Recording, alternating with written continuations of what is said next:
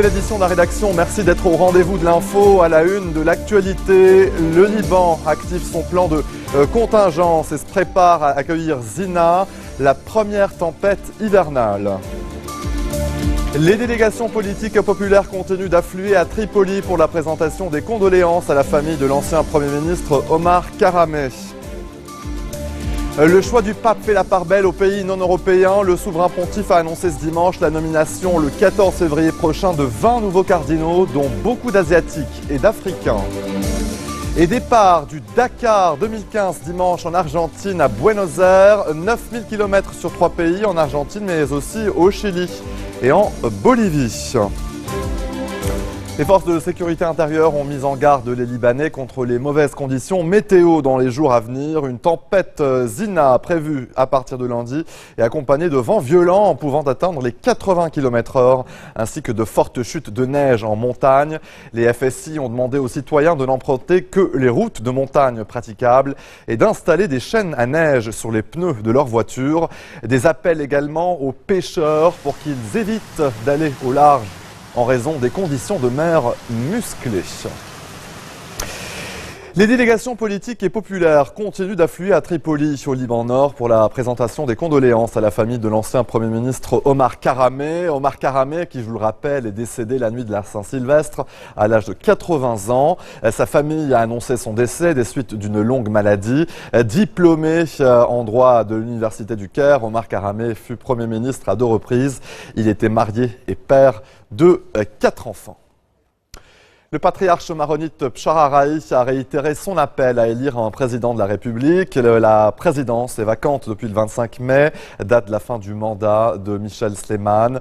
Le chef du législatif, Nabi Berri, avait convoqué les députés à une première séance plénière le 23 avril. Tous les tours suivants ont tourné court, faute de quorum.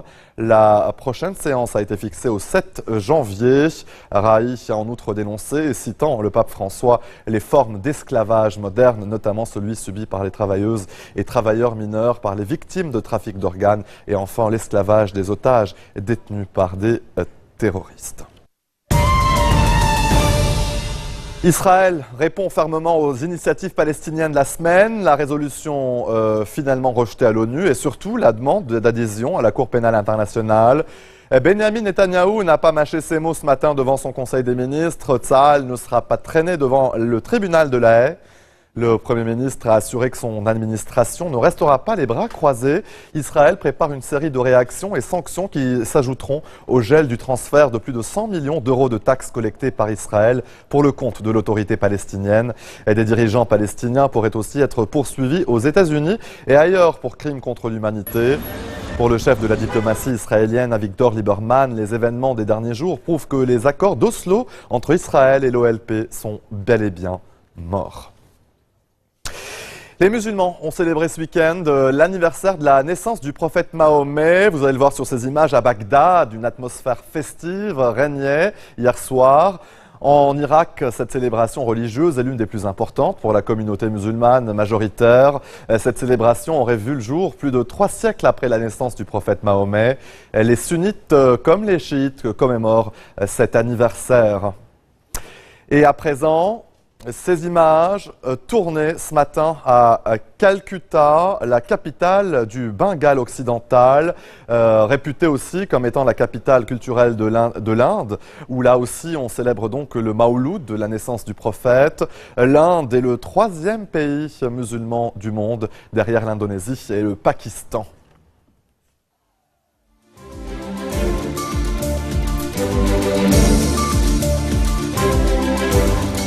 Au retour de la pause, le naufrage d'un cargo au large de l'Écosse, l'équipage est toujours porté disparu.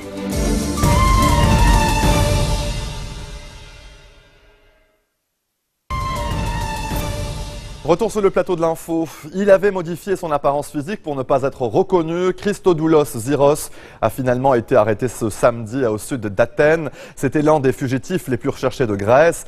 Il avait de longs cheveux, une barbe, des lunettes, alors qu'au moment de son évasion de prison, il y a près d'1 an, il était brun, aux cheveux courts et avait une silhouette un peu plus enrobée. Ziros avait été condamné plusieurs fois à la réclusion criminelle à perpétuité pour sa participation aux actions violentes du groupe du 17 novembre. L'organisation, dissoute en 2002, avait revendiqué 23 assassinats entre 1975 et 2000. Et finalement, ce sont de mauvaises conditions météo qui sont ou qui seraient à l'origine de l'accident de l'Airbus d'AirAsia il y a une semaine. C'est en tout cas ce qu'indique l'agence météo indonésienne. Le vol QZ8501 s'est abîmé en mer de Java avec 162 personnes à bord alors qu'il effectuait la liaison Surabaya, Singapour. Les mauvaises conditions météo freinent aussi le travail des enquêteurs. Les recherches des plongeurs sont à nouveau interrompues. Des véhicules sous-marins télécommandés essaient toujours de récupérer des images des parties de l'avion détectées à 30 mètres de profondeur. Un nouveau morceau de la carlingue d'une dizaine de mètres de long, le 5e, a été repéré. Un nouveau corps a d'ailleurs été retrouvé ce dimanche, le 1er depuis vendredi, ce qui porte à 31 le nombre de victimes retrouvées. Les réponses viendront donc des boîtes noires qui n'ont pour l'instant toujours pas été retrouvées par les équipes de recherche. Place aux réactions politiques en Italie après la dérive de 2 navires et leurs migrants cette semaine en Méditerranée. Le ministre de l'Intérieur, Angelino Alfano, a indiqué vouloir une meilleure communication avec les pays voisins concernés. Turquie et Grèce notamment. Objectif, éliminer les trafiquants d'êtres humains et les passeurs, selon des stratégies bien définies avec Ankara. Rome souhaite aussi renforcer sa collaboration avec Athènes pour que les navires marchands transportant des migrants soient interceptés avant qu'ils n'arrivent sur les côtes italiennes. Les migrants syriens, dont près de 2000 sont arrivés sur les côtes italiennes ces 2 dernières semaines, sont littéralement rançonnés par les trafiquants de clandestins. 4 à 8 000 $ la traversée. Je vous le disais en titre, le choix du pape fait la part belle aux pays non européens. Le souverain pontife a annoncé ce dimanche la nomination le 14 février prochain, 20 nouveaux cardinaux, dont beaucoup d'Asiatiques et d'Africains âgés de moins de 80 ans, et donc électeurs en cas de conclave. 5 Européens figurent parmi les nouveaux cardinaux. Le pape en a fait l'annonce ce matin lors de la prière traditionnelle de l'Angélus, place Saint-Pierre. Une bonne nouvelle donc à l'Asie, où le pape François doit se rendre avant la fin du mois au cours d'un voyage qui le conduira aux Philippines et au Sri Lanka. Allez, en bref, dans le reste de l'actualité, naufrage d'un cargo cette nuit au large de l'Écosse. 8 membres d'équipage, 7 Polonais et un Philippin sont portés disparus. C'est un ferry qui a découvert la coque du navire dans le nord-est du pays. Le cargo transportait 2000 tonnes de ciment. Il était parti du Danemark dans des conditions météo difficiles et était attendu donc ce lundi près de Liverpool. Les opérations de recherche ont repris ce dimanche. Bateaux et hélicoptères sont mobilisés. Les pompiers australiens combattent les pires incendies depuis 30 ans à Adelaide, dans le sud du pays. La baisse des températures facilite leur travail, mais la tâche est immense. On compte des dizaines de foyers. Une douzaine de maisons ont été détruites, d'autres sont d'ores et déjà perdues. Des centaines d'habitants ont été évacués. Plus de 11 000 hectares ont été ravagés dans les collines d'Adelaide, une région viticole et agricole. Et maintenant, les obsèques aux États-Unis de Wenjian Liu, le 2e policier assassiné à Brooklyn le mois dernier, ont lieu ce dimanche à New York. Des milliers de policiers en provenance des États-Unis et du Canada assisteront aux funérailles de cet agent qui aura droit à des obsèques bouddhistes. Il a été assassiné le 20 décembre en compagnie de son collègue Rafael Ramos, dont les obsèques ont eu lieu le week-end dernier. Dans les 3 pays de l'Afrique de l'Ouest, Ebola a déjà fait près de 8000 morts. L'ONU appelle la communauté internationale à ne pas relâcher la mobilisation. Un jour dans un centre de prise en charge Ebola avec Médecins sans frontières.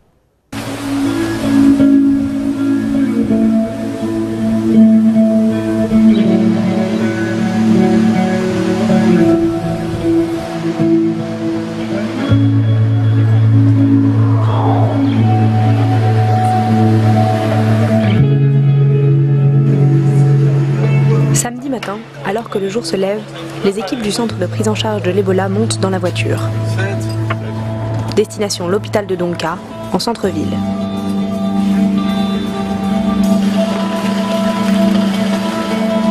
La journée commence par la transmission entre les équipes médicales de nuit et celles de jour. Le dossier médical de chaque patient est détaillé, puis inscrit sur un tableau. Oui, la boîte là. Une première équipe s'habille pour rentrer dans l'isolation, suivie par une deuxième, puis une troisième. Hygiénistes, médecins, infirmiers, psychologues et sensibilisateurs. Chacun connaît son rôle auprès des malades.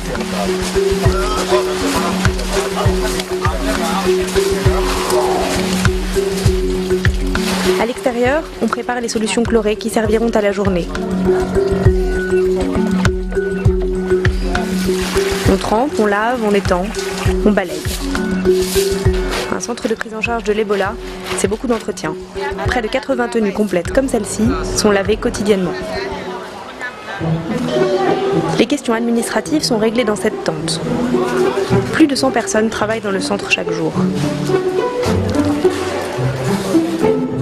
Dans la pharmacie, c'est le moment des commandes pour Vincent, le responsable médical du centre. Arrivée de la Croix-Rouge guinéenne, en charge des enterrements sécurisés à Conakry. L'équipe vient chercher les corps des 3 personnes décédées pendant la nuit. Un patient arrive au triage. Il a été référé par le service d'infectiologie de l'hôpital. L'ambulance est soigneusement désinfectée pendant que le patient rentre en consultation. Il fait partie des 3 patients suspects qui entreront cet après-midi dans le centre. Alors que le soleil se couche, des équipes continuent de rentrer dans l'isolation. Cette fois, c'est pour annoncer de bonnes nouvelles. Au cours de la journée, un patient a guéri d'Ebola et 3 patients suspects ont été testés négatifs. 4 personnes vont donc sortir.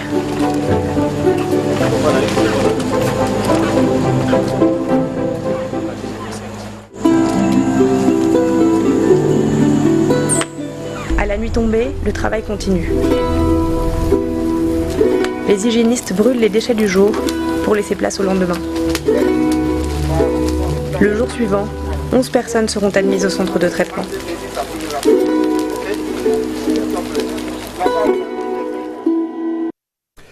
Départ du Dakar 2015 ce dimanche en Argentine, de Buenos Aires de Buenos Aires où ils seront de retour le 17 janvier aussi. Les concurrents du rallye vont parcourir 9000 km sur 3 pays, en Argentine donc, mais aussi au Chili et en Bolivie.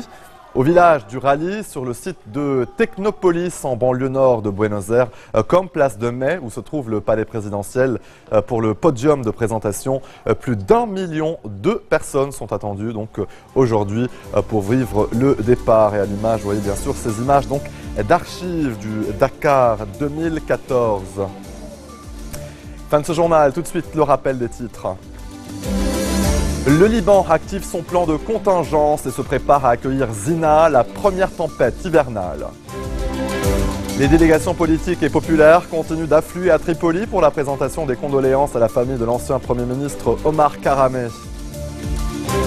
Le choix du pape fait la part belle aux pays non européens. Le souverain pontife a annoncé ce dimanche la nomination le 14 février prochain de 20 nouveaux cardinaux, dont beaucoup d'Asiatiques et d'Africains. Et départ du Dakar 2015 ce dimanche en Argentine, à Buenos Aires, la capitale. 9000 km sur 3 pays, en Argentine donc, mais aussi au Chili et en Bolivie. Merci de votre attention. Retrouvez-nous tous les jours à 16h40 heure de Beyrouth. Vous pouvez également nous suivre en ligne sur notre site web ou en téléchargeant notre application mobile. Excellente soirée à toutes et à tous. Je vous donne rendez-vous dans moins de 3 quarts d'heure avec ma collègue Noura Hull pour un nouvel épisode de Code 24. A tout de suite.